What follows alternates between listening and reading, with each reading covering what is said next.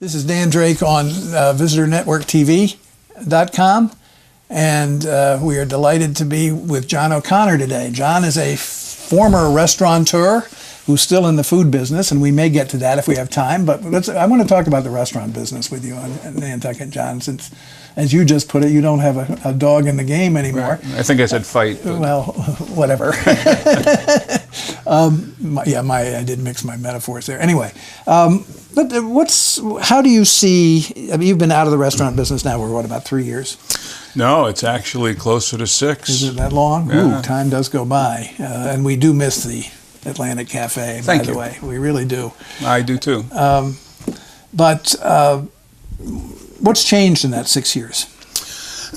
Well, I think the biggest change predates the 6 years. Mm-hmm. I've said it a lot, and I'll say it again, but now that I don't own a restaurant, I think that the town fathers made a mistake in 1986.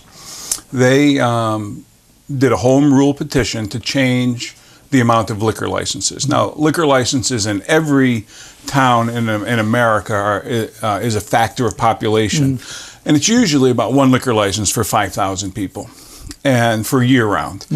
And because of the seasonality of Nantucket, they did the petition to let the town determine how many seasonal liquor licenses there are for the good of the community. I think that's how it's written, which, there's some merit to that.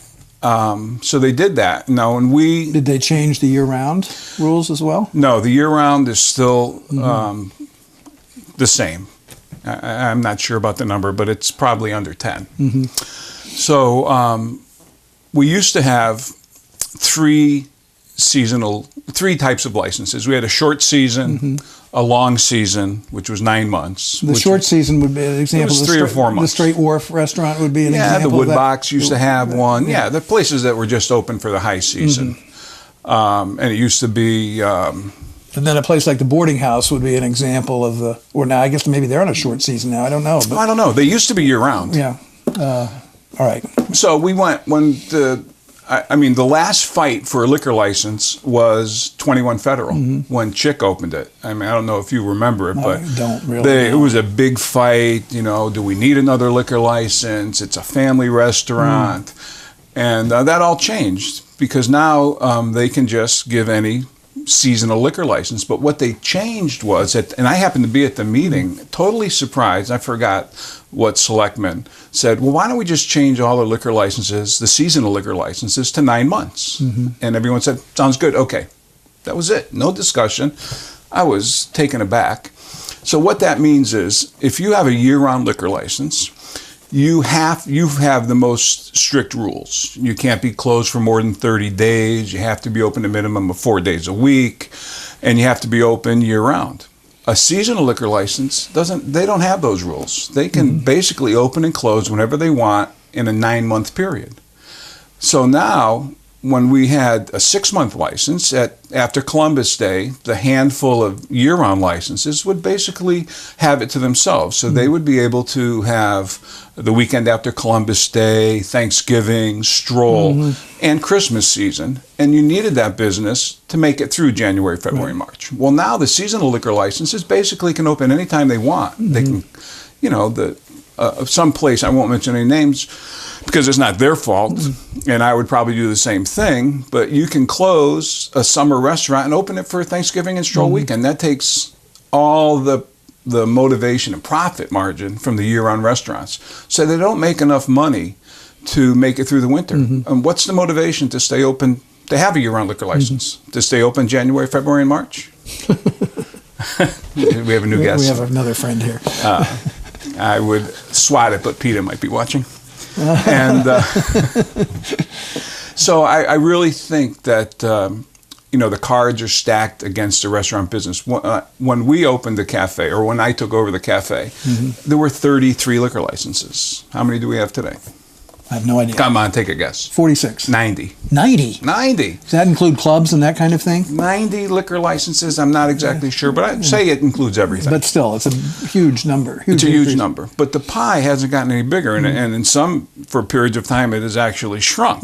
So I really think that the restaurant business needs to change the licensing of it. Do you think there's any sentiment to do that? I don't know. I don't think so. But today, do you think there's any sentiment among the restaurant owners to change it?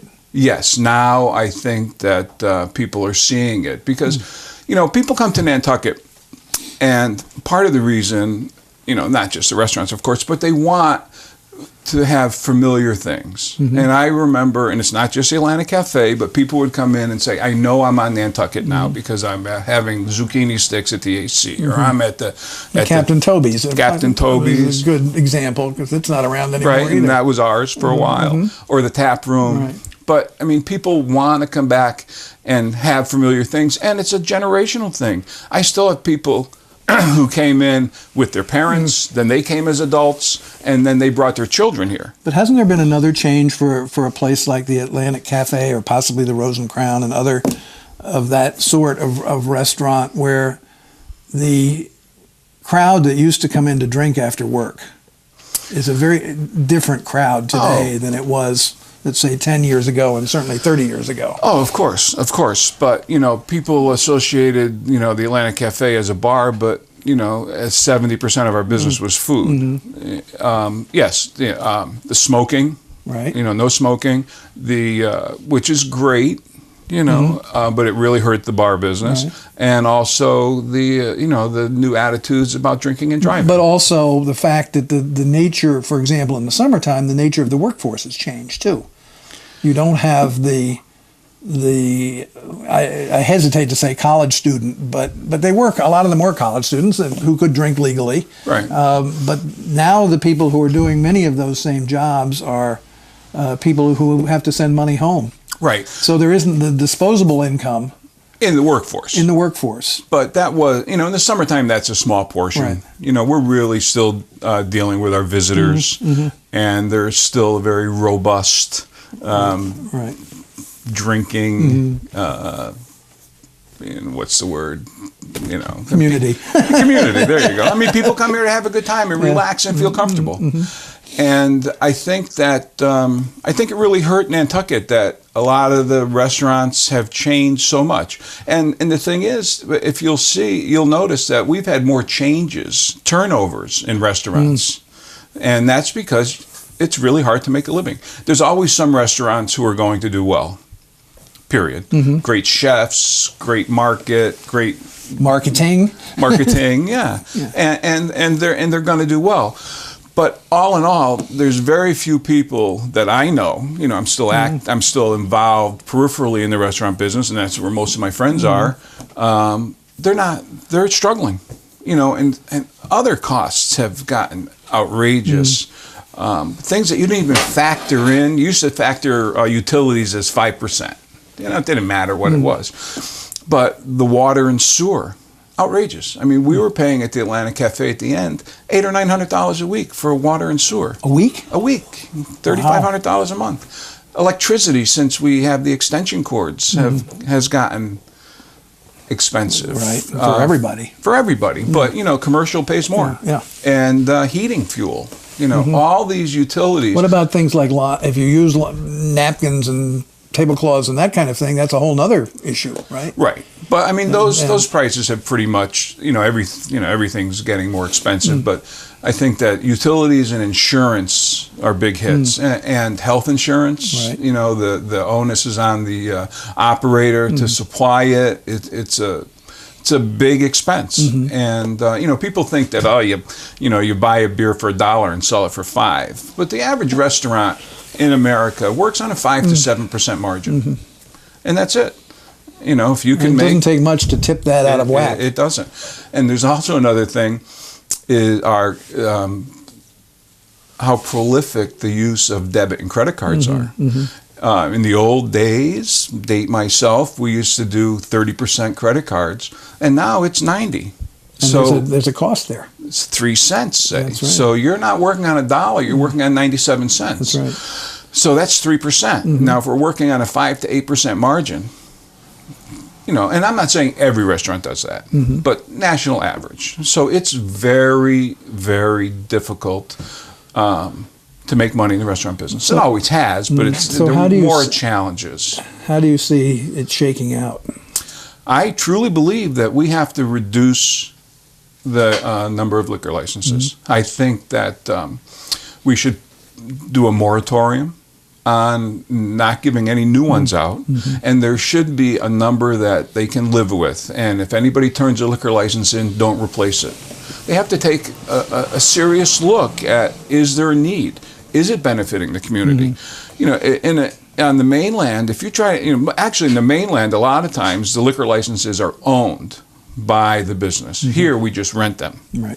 So, there's no value to them whatsoever, and especially no value if they can just, give you a new one. I mean, if you look around and it's like, oh, I bought a yogurt shop, I want to turn it into a bar. Okay. I bought, anything. And the same thing is true, is it not, with package store licenses? They seem to have, there seem to be more of them. See, I don't think there is. I think that they have kept better control of it, and they haven't changed. That home rule petition didn't affect the package stores. There are just so many year-round licenses, and they filled out the seasonal ones. But I think the Package Store Association has done a better job in protecting its industry, and I think that seems to be a healthy business. You said a few minutes ago that you thought some of the restaurant owners were beginning to understand what the issue was, and does the Restaurant Association understand it? Are you still involved with that? No, I'm really not. The Restaurant Association has gone through so many ups and downs, and part of the problem, I think, is that owners don't have the free time. When you had a thriving business and you had a manager and you were able to leave your business to do the more esoteric things in the business, you could be in the Restaurant Association and spend time in it. But now, you're working all the time. Most restaurateurs, the owner or the manager is there all the time. They don't have time to go donate their time to meetings, which is a shame, because I really think it's so important. It's a big part of our tourist industry, and they need a voice. Now you're director of food service supervisor at Nantucket's premier long-term care facility, Our Island Home. Let's talk about that for just a minute before we run out of time here. There's been some talk about changing the structure and nature of that facility. Do you want to comment on that? Sure. I think that there's a lot of misconceptions out there of what the people who are in the town are trying to do. If anybody wants, you go online and look at the Greenhouse Project. And this is a project that was funded by the Robert Wood Johnson Foundation in 2003 to totally change the way we deal with long-term care facility and the dignity and the whole idea of dealing with the elderly population. If you make it to 65, you have a 50-50 chance of spending a significant amount of time in some kind of long-term care facility. And I think, I don't have a lot of experience, but I've been to a few. My mother-in-law, we were just in Nebraska. She's in a long-term care facility. The Our Island Home is wonderful. It's small, it's personal, everybody takes care of everybody. But still, when you walk in, you're hit with the smells, the noises, it's institutionalized, and most people go, oh my God, I don't ever want to come here, and I don't want to put my parents here. But the fact is, especially with our population aging, us baby boomers are going to be there, there has to be a change in how it's done. And this Greenhouse Project, I find, is amazing. And, we hear in the paper, cottage model. And, on Nantucket, what do you think of a cottage? A little 2-bedroom thing. It's a misnomer. The model is they take a 10-room building, each with a private bath, and they take the institutionalized model out of it. So there's a central kitchen, there's a big living room, and you still meet all the qualifications for a nursing home, but it's less apparent. You feel like you're home. The people thrive. It's just it's cutting edge. I have to give Pam Miriam and Rachel Cretion a lot of credit for being thinking forward. I think in the end, if we can do this, it will be wonderful for our aging population. People walk into these nursing homes and you smell food cooking. You see a living room. You don't walk into a nurse's station that looks like a hospital. And the studies have shown that the people thrive because you're not just put away. You know, you're actually in a home environment. The people that you work with are closer to you. They're cooking smells. It's not dinner at breakfast at 7, lunch at noon, dinner at 5. It's much more casual, home-like environment. And I'm not an expert in long-term care facility. I'm new to it, but from what I know on this model, it seems like this should be the direction we're going. I don't know about where we're going to put it. The people claim that it's financially more viable. There you go. Because they were saying if it was just for the affluent, it wouldn't work. We don't have to worry about the rich. Right. They can take care of themselves.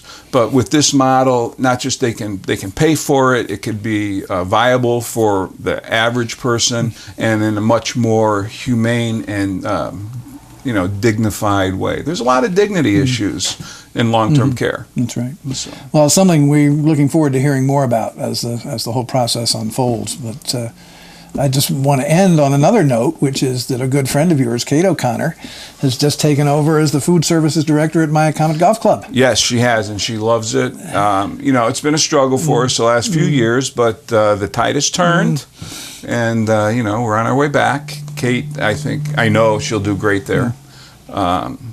It's a great facility. It is. It's a great golf course. They've already brought it up quite a bit, even before she got there. Yes. So she's working from a higher base, which is good. Yeah, and I believe that they want to eventually get a new building. So I think nothing but good things are there. Yeah. I'm objective, of course. But, they're lucky to have her. They are indeed. John O'Connor, thank you very much. That was 15 minutes. That was great. Dan, nice to see you as always. Gino, the guy behind the camera. Don't forget I won't leave with the mic. All right. Cut.